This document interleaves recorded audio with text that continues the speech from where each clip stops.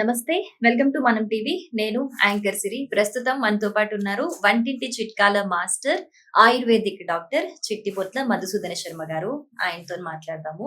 And అంతకంటే ముందు ఇప్పుడు ఏం టాపిక్ డిస్కస్ చేయబోతున్నాం మనం అనంటే, ఇంతకుముందు పెద్దవాళ్ళు అనేవాళ్ళు కడుపు సల్లగుంటే మనం కూడా సల్లగుంటామని చెప్పేసి. ఇప్పుడు అందరూ దాన్ని గట్ హెల్త్ అంటున్నారు అంతే.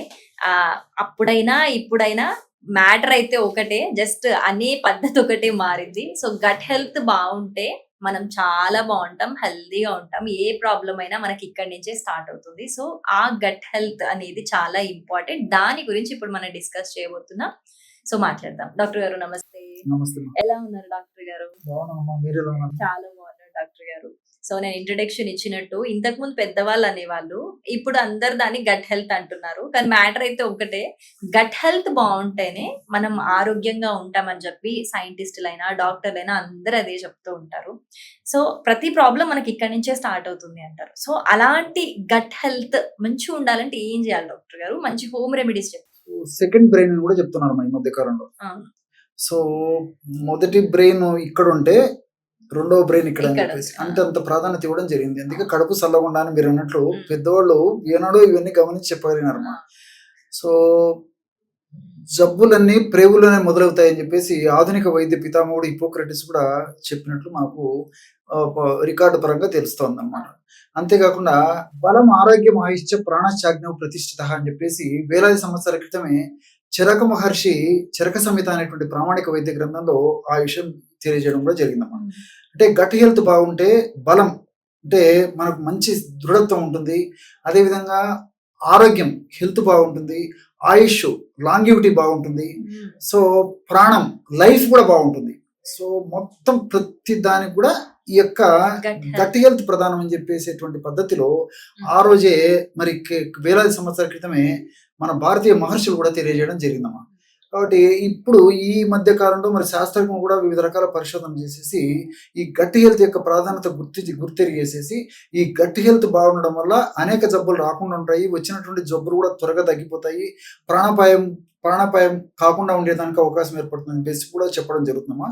గట్ హెల్త్ బాగుండాలంటే మనకి కొన్ని విషయాలు తెలుసుకోవాలమ్మా. ఇక్కడ మన దేహంలో మేలు చేసే బ్యాక్టీరియా ఉంటుంది, దాన్ని మంచి బ్యాక్టీరియా అంటారు. బాడీకి హామ్ చేసేటువంటి బ్యాక్టీరియా ఉంటుంది, దాన్ని చెడు బ్యాక్టీరియా అంటారు. సో ఇవన్నీ కూడా మన దేహంలో ఉంటాయి. కాబట్టి గట్ బ్యాక్టీరియా అంటే మంచి చేసేటువంటి బ్యాక్టీరియా ఎన్ని మిలియన్ సంఖ్యలో ఎంత ఎక్కువగా ఉంటే అంత మన దేహానికి మంచిది. అంటే జీర్ణశక్తి బాగుంటుంది, మోషన్ బాగా ఫ్రీగా అవుతుంటుంది, మానసిక ఒత్తిడి లేకుండా ఉంటుంది, మంచి నిద్ర పడుతుంది. అదేవిధంగా ఈ యొక్క గుండె జబ్బులు రాకుండా ఉంటాయి, అదేవిధంగా వెయిట్ రాకుండా ఉంటారు, హార్మోనల్ డిస్టర్బెన్సెస్ రాకుండా ఉంటాయి, షుగర్ ఇలాంటివి రాకుండా ఉంటాయి, బీపీ లాంటి సమస్యలు రాకుండా ఉంటాయి. నంబర్ ఆఫ్ ఫ్యాక్టర్స్కి ఈ గట్ బ్యాక్టీరియా కారణం అని చెప్పేసి ఇప్పుడు ఆధునిక వైద్య ప్రపంచం కూడా ఒక్కడించేటువంటి పరిస్థితి ఏర్పడుతుందమ్మా. సో ప్రతి దానికి ఇది మానసికంగా అలజడి ఒత్తిడి ఉన్నటువంటి వాళ్ళలో కూడా గట్ బ్యాక్టీరియా సరిగ్గా లేకపోవడం, మంచి బ్యాక్టీరియా సరిగ్గా లేకపోవడం చేతనే ఇది కలుగుతుందని చెప్పేసి, అదేవిధంగా గుండె జబ్బులు ఎక్కువగా వచ్చేదానికి కారణం కూడా గట్ బ్యాక్టీరియా సరిగ్గా గట్ హెల్త్ సరిగ్గా లేకపోవడం చేతనే గుండె జబ్బులు వస్తున్నాయని చెప్పేసి, అదేవిధంగా ఓవర్గా వెయిట్ ఉన్నటువంటి వాళ్ళు కూడా వాళ్ళు ఎన్ని ప్రయత్నాలు చేసినప్పటికీ వెయిట్ తగ్గనటువంటి పరిస్థితి ఉండేందుకు కారణం కూడా గట్ బ్యాక్టీరియా సరిగ్గా లేకపోవడమే ఇది ఒక కారణం అని చెప్పేసి, ఈ విధంగా ఈ అనేక రకాలైన జబ్బులు కూడా ఈ గట్ బ్యాక్టీరియాని లింక్ పెట్టేటువంటి పరిస్థితి ఏర్పడుతుంది అనమాట. మరి కడుపు చల్లగా ఉండాలంటే మనము కొన్ని జాగ్రత్తలు తీసుకోవాలి. అదేవిధంగా కొన్ని రకాల ఆహార పదార్థాలను ఔషధంగా మలుచుకొని వాడుకోవాలమ్మా. ఎలాగంటే కడుపు చల్లగా ఉండి మంచి గట్ బ్యాక్టీరియా వృద్ధి చేసుకొని ఇలాంటి జబ్బులు రాకుండా, వచ్చినటువంటి జబ్బులు త్వరగా తగ్గేందుకు, ప్రాణాపాయ స్థితి రాకుండా ఉండేందుకు ఇప్పుడు నేను చెప్పబోయేటువంటి ఔషధం చాలా చక్కగా ఉపయోగపడుతుంది. ఎలాగంటే సోంపు గింజలమ్మా.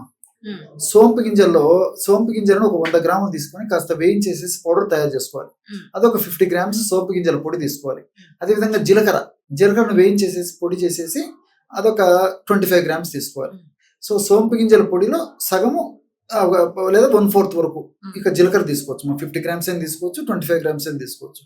సోంపు గింజల్లో సగం కానీ 1/4 కానీ రెండు బాగా కలిపేసి ఒక గాజు సీసా రెండులో ఉంచుకొని రోజు ఒక్కసారి ఒక 1/2 టీ స్పూన్ నుంచి మ్యాక్సిమం 1 టీ స్పూన్ వరకు ఆ పౌడర్ని ఒక 50 ml మంచి curd in the sense fridge లో పెట్టినటువంటి కరడ్ వెంటనే కాకుండా Hmm. కూడా ఫ్రిడ్జ్ లో పెట్టినప్పటికి ఫ్రిడ్జ్ నుంచి బయటికి తీసేసి normal temperature room temperature. Room temperature వచ్చిన తర్వాత మాక్సిమం 1 టీ స్పూన్ ఈ యొక్క పౌడర్ ని, సోంపు గింజలు జీలకర్రతో తయారు చేసుకున్న పౌడర్ ని పెరుగులో కలిపేసి రెగ్యులర్ గా తీసుకుంటున్నారు అనమాట.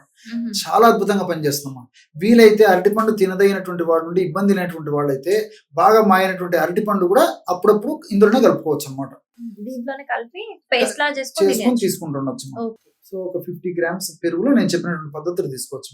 చాలా అద్భుతంగా పనిచేస్తున్నామా. ఇంకోటి ఏంటంటే ఈ విధంగా రెగ్యులర్ గా వాడుకోవడం వల్ల కూడా అన్ని సైడ్ బెనిఫిట్స్ ఉంటాయి, ఎలాంటి సైడ్ ఎఫెక్ట్స్ ఉండవు.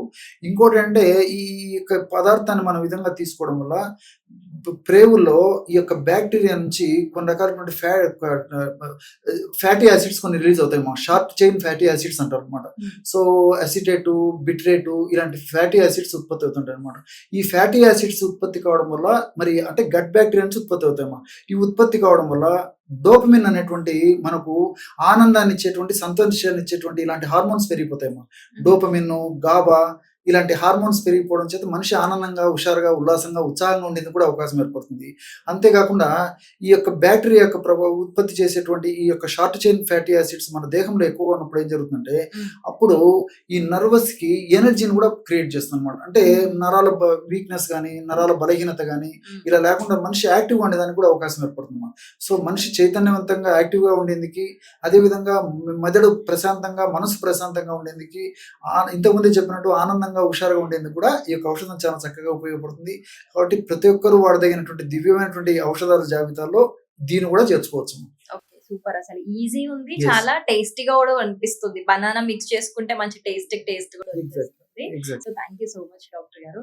సో వ్యూవర్స్ చూసారు కదా, మీకు ఇలాంటి ఇంకా మంచి మంచి హోమ్ రెమెడీస్ కావాలి, మాకు కొన్ని ప్రాబ్లమ్స్ ఉన్నాయి, దానికి కూడా హోమ్ రెమెడీస్ కావాలి అని అంటే తప్పకుండా మనం డాక్టర్ గారితో డిస్కస్ చేద్దాం. బట్ అవి ఏంటి అనేది కింద వీడియో కింద కమెంట్ చేయండి తప్పకుండా. Thank you so much doctor. నమస్తే.